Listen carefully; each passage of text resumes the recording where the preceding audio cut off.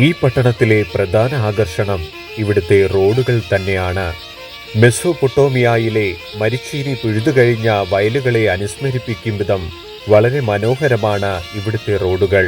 ഗുണനിലവാരത്തിന്റെ കാര്യത്തിൽ ഇവിടുത്തെ റോഡുകളിൽ ചോറ് വിളമ്പി കഴിക്കാമെന്നാണ് അധികാരികൾ അവകാശപ്പെടുന്നത്. ഡ്രൈവിംഗ് ലൈസൻസ് ടെസ്റ്റിന് 8ന്റെ ആകൃതി എന്തിനായിരുന്നു എന്ന് ഇപ്പോൾ ഞാൻ മനസ്സിലാക്കി വരുന്നുണ്ട്.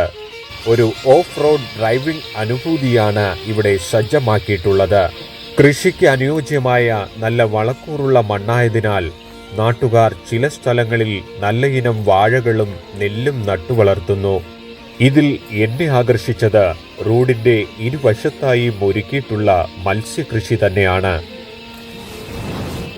താറാവ് വളർത്തുന്നവർക്ക് ഏറ്റവും അനുയോജ്യം റോഡിലെ മഴവെള്ള സംഭരണികൾ തന്നെയാണ്.